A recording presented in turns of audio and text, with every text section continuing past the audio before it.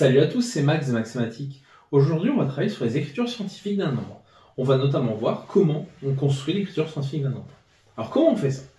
Pour écrire un nombre sous forme d'écriture scientifique, il va falloir écrire le nombre, mais sous la forme a fois 10 puissance quelque chose.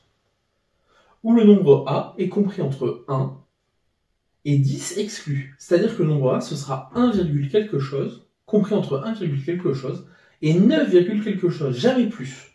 C'est-à-dire qu'il doit y avoir un seul chiffre devant ma virgule, et pas 0. Alors, on va regarder un peu ça à l'aide d'exemples. Donc ici, j'ai le nombre 1234,56 et le nombre 0,00025.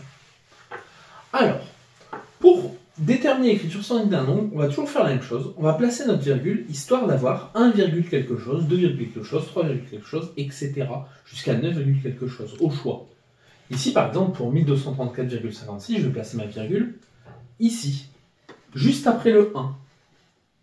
Donc je sais que mon nombre, déjà, il sera de la forme 1,23 fois 10 puissance quelque chose. Maintenant, il faut que je trouve, ça sera puissance combien.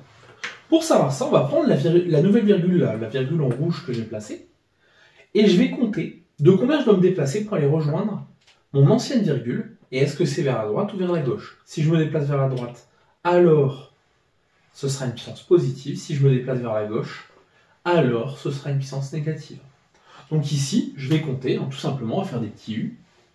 1, 2, 3.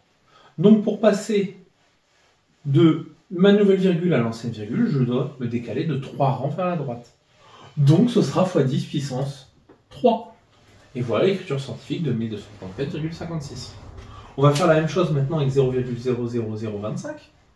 Donc ma virgule factice, je vais devoir la placer entre le 2 et le 5.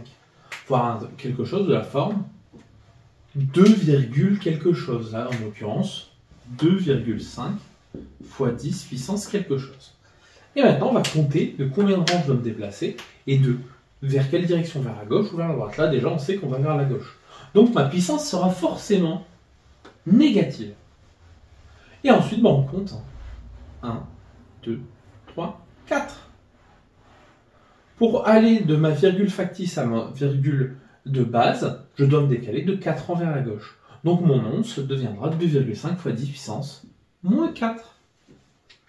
Voilà, c'est tout pour l'écriture scientifique. N'hésite pas à t'abonner pour voir toutes mes autres vidéos sur les puissances, ainsi que celle de niveau 4e. Allez, ciao!